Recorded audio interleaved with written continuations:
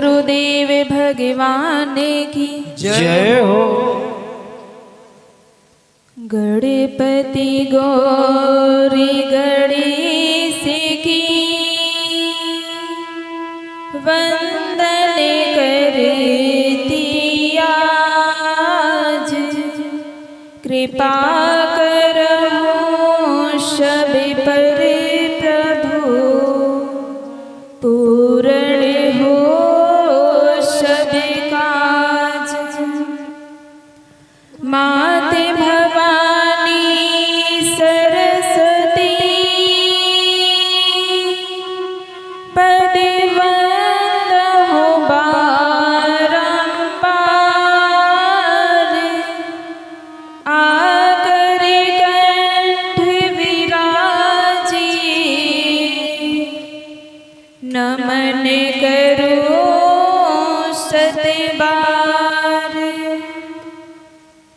माते पिता गुरुदेव की विनय करो कर जोर। ब्रह्मा विष्णु महेश सम कृपा करहो जमो। भोले माता भगवती माँ काली की जय हो। गुरुदेव जी भगवान की जय हो।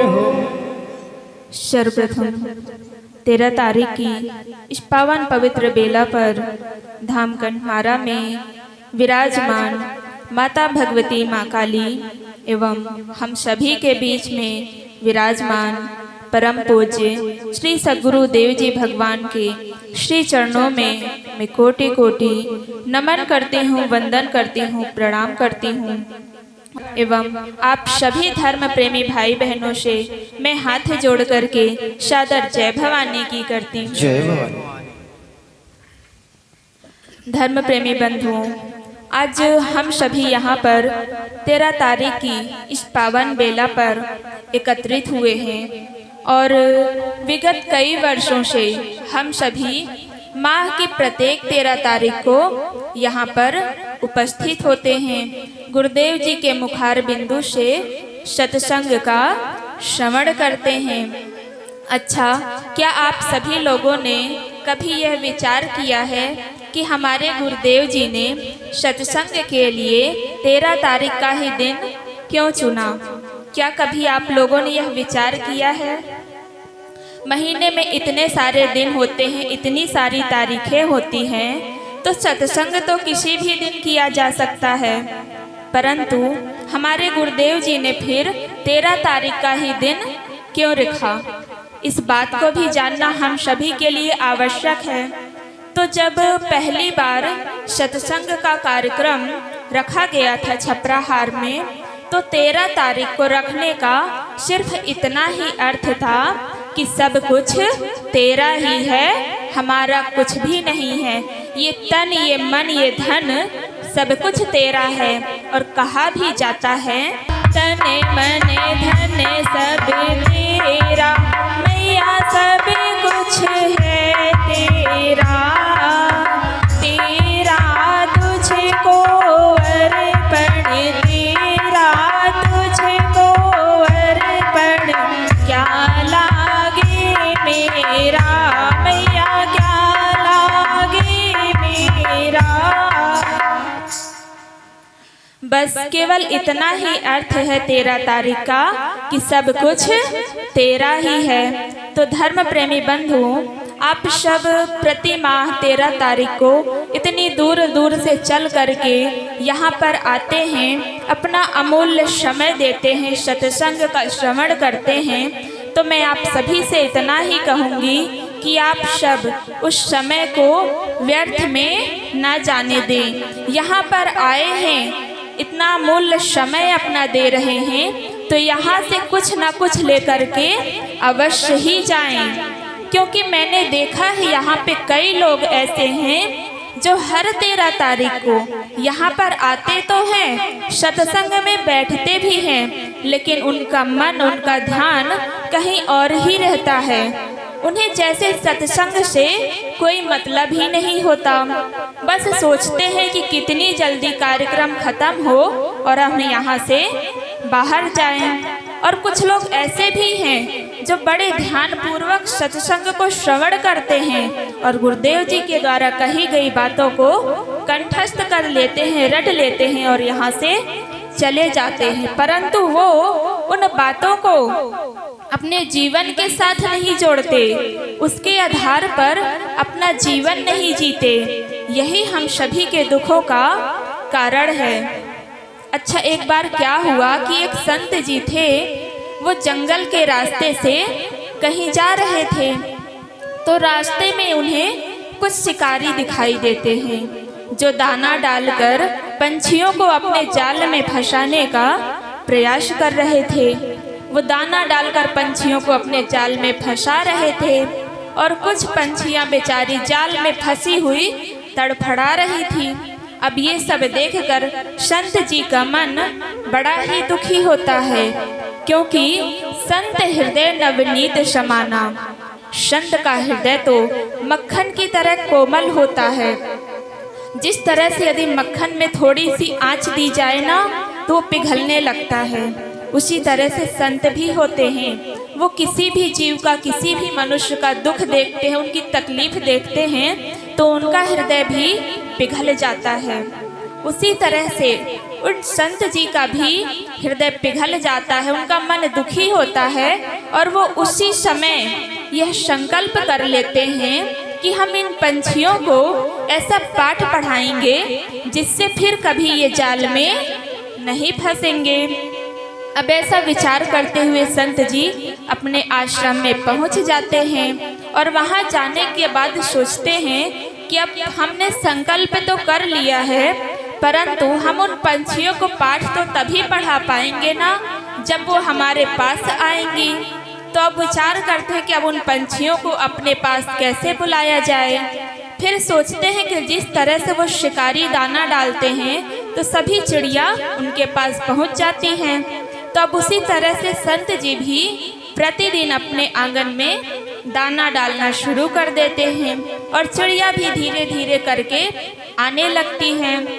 पहले 1-2 आती है, 3-4 आती हैं, फिर धीरे धीरे करके झुंड का झुंड आने लगती हैं। तो अब ऐसा देखकर संत जी बड़े प्रसन्न होते हैं कि अब इतनी सारी चिड़िया आने लगी है हमारे पास, अब हम बड़े आराम से इन्हें सीख दे पाएंगे, इन्हें ज्ञान दे पाएंगे। अब ऐसा विचार करके संत जी उन पंछियों को सिखाना प्रारंभ कर देते हैं और उनसे कहते हैं कि अरे पंछियों, ये तुम लोग जो दाने के लोभ में पड़ जाती हो ना, यही तुम्हारे दुख का कारण है। इसी के कारण तुम सब जाल में फंसती हो। वो शिकारी आता है, तुम्हें दाने का लोभ दिखाता है और तुम जाकर के दाना चुगने के लिए जाती हो तो जाल में फंस जाती हो। अब इस तरह से संत जी के समझाने पर, उन्हें सिखाने पर उन सारे पंछियों को उनकी बातें कंठस्थ हो जाती हैं, उन्हें सब याद हो जाता है और वो सभी एक साथ कहती हैं कि शिकारी जंगल में आता है, जाल फैलाता है, दाने का लोभ दिखाता है, परंतु जाल में फंसना नहीं चाहिए। इस तरह से सभी चिड़िया बोलने लगती है। तो जिसे सुन करके संत जी बड़े प्रसन्न होते हैं कि अब यह सब कुछ ज्ञात हो चुका है, ये समझ चुकी हैं, इसलिए अब हमें इन्हें छोड़ देना चाहिए। अब ऐसा विचार करके संत जी उन चिड़ियों से कहते हैं कि अब तुम सब जाओ और आनंद के साथ अपना जीवन व्यतीत करो। अब वो सभी चिड़िया उड़ करके वहाँ से जंगल में चली जाती हैं, क्योंकि पंछियों का तो काम ही होता है जंगलों में रहना और दाना चुगना। अब इस तरह से कुछ दिन व्यतीत हो जाते हैं और कुछ दिन के बाद शिकारी फिर जंगल में आते हैं और जैसे ही वो दाना डालते हैं तो सारी की सारी चिड़िया झुंड का झुंड जा कर के वहीं पर बैठ जाती हैं। और शिकारी उनके ऊपर जाल फेंकता है और सभी चिड़ियों को समेट करके अपने कांधे पर रखता है और बाजार की तरफ निकल पड़ता है। अब संयोग था कि रास्ते में वही संत उन्हें फिर मिल जाते हैं। तो संत जी देखते हैं कि जिन चिड़ियों को उन्होंने पाठ पढ़ाया था वो सभी जाल में फंसी हुई हैं और जाल में फंसकर भी वो सभी यही कह रही हैं कि शिकारी जंगल में आता है, जाल फैलाता है, दाने का लोभ दिखाता है, परंतु जाल में फंसना नहीं चाहिए। संत जी कहते हैं कि अरे मूर्खों, हमने तुम लोगों को यही पढ़ाया था, फंसे तो तुम सब जाल में ही हो, फिर रटने का क्या मतलब? क्या मतलब हुआ तुम लोगों के रटने का, क्योंकि फंसे तो तुम सब जाल में ही हो। अरे हमने तो ये कहा था कि दाने के लोभ में मत पड़ना, लेकिन तुम शब्दों से रट करके और गीत बना करके गाते हुए जा रही हो। तो धर्म प्रेमी बंधुओं, इसी तरह से हमारे गुरुदेव जी भी हम सभी को अच्छा रास्ता दिखाते हैं, सच्चा मार्ग दिखाते हैं, सतमार्ग बताते हैं। लेकिन भैया हम सभी तो यहाँ पर आते हैं, उनकी बातों को सुनते हैं, रटते हैं और यहाँ से चले जाते हैं, उसे अपने जीवन के साथ नहीं जोड़ते। यही हमारे दुख का सबसे बड़ा कारण है। इसलिए आप सब यहाँ पर आते हैं, अपना इतना कीमती समय देते हैं, तो गुरुदेव जी की बातों को सुनने के साथ साथ उनकी बातों को अपने जीवन के साथ जोड़िए। उनकी बातों के आधार पर, उनके मार्गदर्शन के आधार पर अपना जीवन जीना शुरू कर दीजिए, तो निश्चित तौर से आप सभी का जीवन आनंदित हो जाएगा, खुशहाल हो जाएगा और गुरुदेव जी निश्चित तौर से आप सभी का कल्याण करेंगे। क्योंकि हमारे गुरुदेव जी बड़े ही दयालु हैं, बड़े ही कृपालु हैं, वो सभी भक्तों पर कृपा करते हैं। इसलिए मैं इस भजन के माध्यम से यही कहना चाहूँगी कि सतगुरु द्वारी आती रहना, करना गुरु का ध्यान रे। बड़े दयालु हैं मेरे गुरुवर, कर देंगे कल्याण रे। बड़े दयालु हैं मेरे गुरुवर, कर देंगे कल्याण रे। सतगुरु द्वारे आते रहना, सतगुरु द्वारे आते रहना, करना गुरु का ध्यान रे। बड़े दयालु हैं मेरे गुरुवर, कर देंगे कल्याण रे। बड़े दयालु हैं मेरे गुरुवर, कर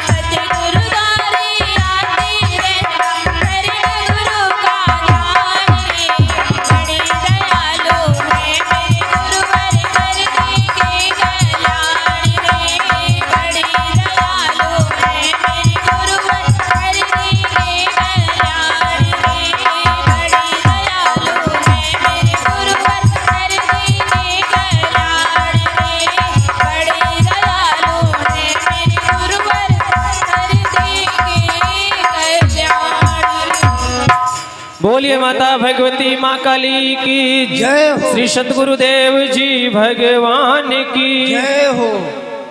अब इन्हीं शब्दों के साथ मैं आखिरी शब्दों में आप सभी से सिर्फ इतना ही कहूँगी कि आप सब पूर्ण श्रद्धा और विश्वास के साथ गुरुदेव जी की आज्ञा का पालन करें, उनके बताए हुए मार्ग पर चलें, तो निश्चित तौर से आप सभी के जीवन में सदैव सुख शांति और समृद्धि बनी रहेगी। इन्हीं शब्दों के साथ एक बार पुनः माता भगवती माँ काली एवं गुरुदेव जी के श्री चरणों में कोटि कोटि नमन करती हूँ, वंदन करती हूँ, प्रणाम करती हूँ और आप सभी माँ के भक्तों से सादर जय भवानी की। जय।